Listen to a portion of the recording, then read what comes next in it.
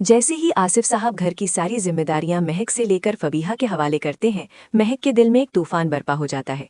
महक ये फैसला कर लेती है कि वो न सिर्फ फबीहा से अपने तमाम इख्तियारात वापस लेगी, बल्कि फबीहा को सब घर वालों की नज़रों में इस हद तक गिरा देगी कि वो सारी जिंदगी याद रखेगी कि उसने किससे टक्कर ली थी।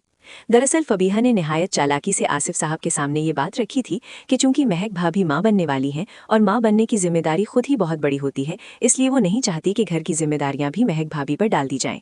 फबीहा ने जज्बाती अंदाज में ये भी कहा कि अगर घर की जिम्मेदारियां उसे सौंप दी जाएं तो वो न सिर्फ महक भाभी की मदद करेगी, बल्कि घर के कामों में मसरूफ रहने से उसे अपनी मरहूमा माँ की कमी भी कम महसूस होगी। आसिफ साहब फबीहा की इस चालाकी को समझ ही नहीं पाते और उसकी तारीफ करते हुए कहते हैं कि उन्हें फबीहा की समझदारी पर फख्र है।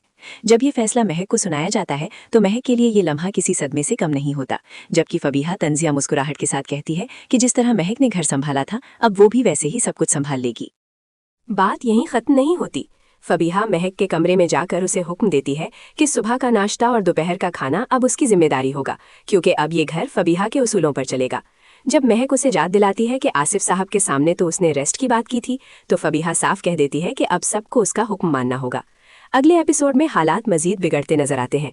महक की तबीयत खराब होने या जानबूझकर दोपहर का खाना ना बनाने की वजह से फबीहा बाहर से खाना मंगवा लेती है, जिस पर महक एतराज़ करती है कि फबीहा सिर्फ अपनी फिक्र कर रही है, घर वालों की नहीं। यही बात झगड़े की बड़ी वजह बन जाती है। इसी दौरान फबीहा महक को धक्का देती है, मगर जैसे ही उसे मालूम होता है कि आर्यन पीछे आ रहा है, वो ड्रामा करती है जैसे फबीहा ने उसे जोर से धक्का दिया हो और वो गिरने वाली हो। आर्यन गुस्से में आकर फबीहा पर बरस पड़ता है, खास तौर पर जब महक ये इल्जाम लगाती है कि फबीहा उनके होने वाले बच्चे को नुकसान पहुंचाना चाहती है।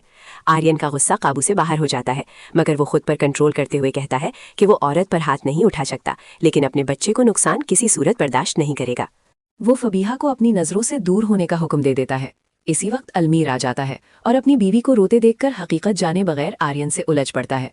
बात इतनी बढ़ जाती है कि दोनों भाई आपस में लड़ पड़ते हैं। आसिफ साहब जब ये मंजर देखते हैं तो टूट जाते हैं और कहते हैं कि अगर उनकी बीवी आज जिंदा होती तो अपने बेटों को यूं लड़ता देखकर जिंदा ना रह पाती। अब फबीहा फैसला कर लेती है कि वो इस घर में नहीं रहेगी और अलमीर को भी साथ ले जाना चाहती है। दूसरी तरफ महक को मौका मिल जाता है कि वो आर्यन को बावर करवाए कि उसके भाई उसके मुखलिस नहीं है। यूं आर्यन भी फैसला कर लेता है कि वो अब आसिफ साहब के कारोबार में सरमायाकारी नहीं करेगा। आखिर में उम्मीद की एक किरण ईमान की सूरत में नजर आती है, जो अपनी समझदारी से न सिर्फ घर को दोबारा जोड़ने की कोशिश करेगी, बल्कि गलतफहमियों को भी दूर करेगी।